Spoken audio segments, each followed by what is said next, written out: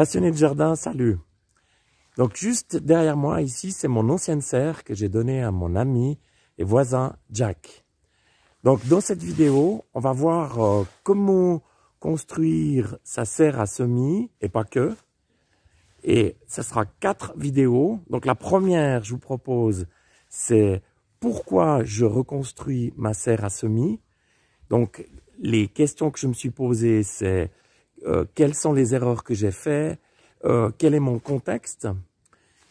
La deuxième vidéo, ça sera les fondations. La troisième, la structure. La quatrième, ça sera, je dirais, l'équipement. Alors, si vous voulez rien louper aux prochaines vidéos, je vous recommande cliquer en bas à droite dans le bouton qui vous permettra de vous abonner à la chaîne. Voilà, c'est parti.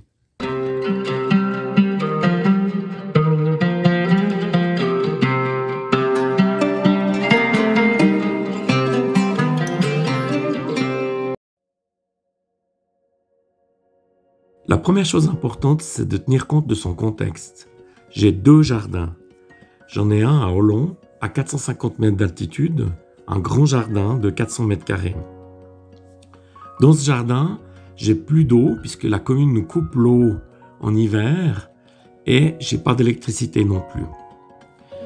Maintenant, à mon domicile, j'ai un autre petit jardin qui est installé dans un parking avec des dalles en béton ajouré qui permettent à l'herbe de pousser, donc qui nécessitent la tonte, mais dans lequel je ne peux pas venir creuser. Si je devais le faire, je devrais faire venir une pelle mécanique. Alors vous le voyez à l'écran, les images. C'est la raison pour laquelle j'étais contraint de mettre des bacs de culture, mais cela m'a permis d'y mettre des œillets. En 2017, j'ai eu la chance d'acquérir cette serre pour à peu près 90 € qui est venue s'implanter sur les bacs de culture. Mais les dimensions n'étaient pas tout à fait les mêmes. Donc j'ai une sorte d'espace entre le bac de culture et le bord de la serre. J'ajouterai que j'ai une pente d'environ 10% qui va être une force pour la construction de la nouvelle serre à semis qui me permettra d'évacuer la neige. Je vous propose de voir ensemble maintenant les 6 erreurs à éviter. On va commencer par le toit de la serre qui s'est arraché en 2021 suite à 2 tempêtes. Donc c'est assez spectaculaire, je vous mets la photo. L'autre exemple, c'est la serre de Maude du jardin d'Annequin qui s'est complètement affaissée sous le poids de la neige. La deuxième erreur à éviter, c'est une mauvaise isolation thermique. Donc, je ne vais pas chauffer dans la serre, mais au printemps, je vais lui amener juste un peu de chaleur qui lui permettront d'éviter les gelées. Donc, le problème, c'est trop de déperdition de chaleur. Ma troisième erreur a été que je n'ai pas mis de protection de soubassement.